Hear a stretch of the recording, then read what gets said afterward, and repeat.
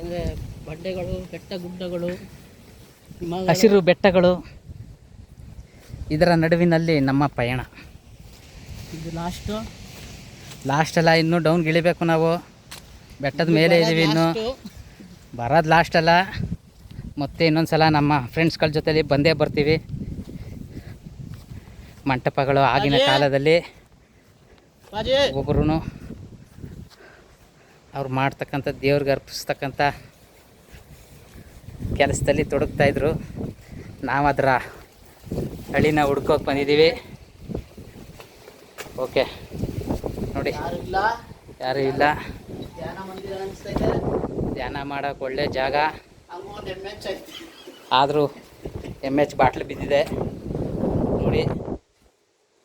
Party ಮಾಡಿ, ಆದರೆ ಕಸನೆಲ್ಲ ತಗೊಂಡು ವಾಪಸ್ ತಗೊಂಡೋಗಿ.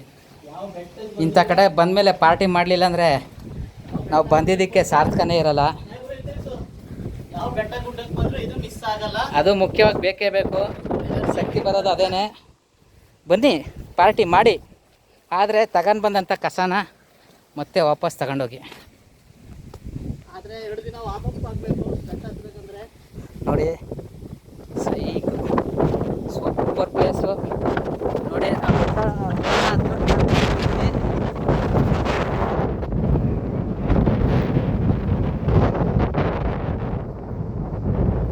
ನೋಡಿದ್ರಾ,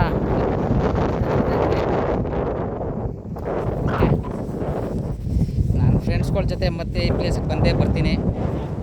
ಸ್ಯಾಂಪಲ್ಲು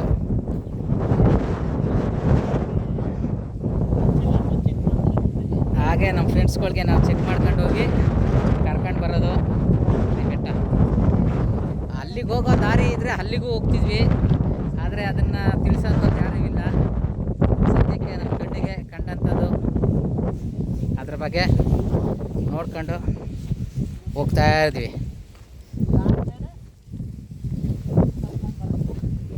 ಹುಡುಗರು ಕರ್ಕೊಂಡು ಬಂದು ತಿಂಡಿ ಗಿಂಡಿ ಮಾಡ್ಕೊಂಡು ಇಲ್ಲೇ ತಿನ್ಕೊಂಡು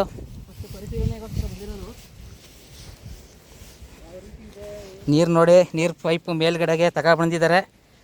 ನೀರಿನ ವ್ಯವಸ್ಥೆ ಕಾಡಿನೊಳಗೂ ಮಾಡಿದ್ದಾರೆ.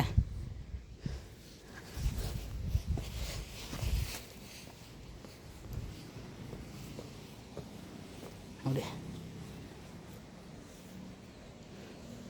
ನಮ್ಮ ದೇಶನ ಸುತ್ತಬೇಕು, ಅಲ್ಲಿರ್ತಕ್ಕಂಥ ಬೆಟ್ಟ ಗುಡ್ಡನ ಹತ್ತಬೇಕು.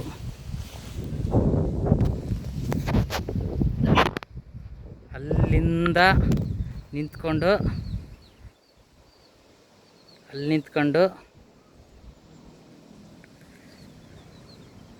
ಈ ಮಂಟಪನ ನೋಡಿದ್ದೆ. ಇವಾಗ ಅಲ್ಲಿಗೆ ಬಂದಿದ್ದೇನೆ ನೋಡಿ. ನಮ್ಮ ಕ್ಯಾಟ್ ಬಾಬು ಅವರು ಯಾರೋ ಗಾಳಿಗೆ ಮುರಿದೋಗಿರ್ತಕ್ಕಂಥ ಮರನ ಎತ್ತಿ ಮತ್ತೆ ಅಲ್ಲಿಗೆ ನಿಲ್ಲಿಸ್ತಾ ಇದ್ದಾರೆ. ಅವರು ಕಾಡಿನ ಪ್ರಿಯರು, ಅಂದರೆ ಮರ ಗಿಡಗಳನ್ನ ಪ್ರೀತಿಸ್ತಾರೆ.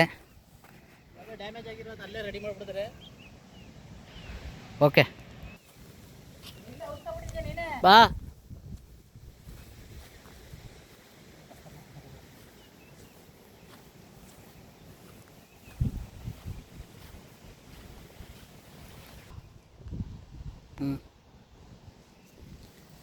ಈಗ ಸೇವ್ ಯಾವುದು ಡಬಲ್ ಸೇವ್ ಮಾಡಬೇಡ, ಅದನ್ನೇ ರನ್ನಿಂಗಲ್ಲಿ ಆಯ್ತು ಅದು ಬಿಡು.